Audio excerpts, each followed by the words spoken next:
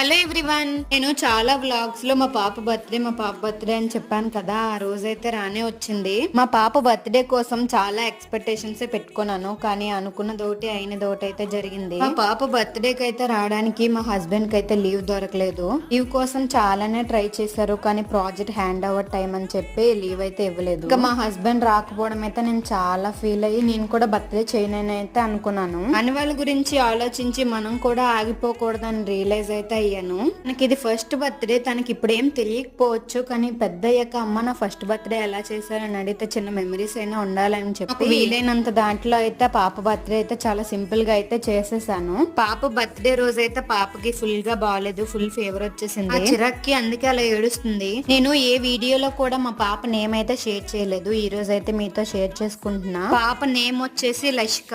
పాప birthday full vlog అయితే రేపైతే ఛానల్ లో పోస్ట్ చేస్తాను. అంతవరకు ప్లీజ్ సబ్స్క్రైబ్.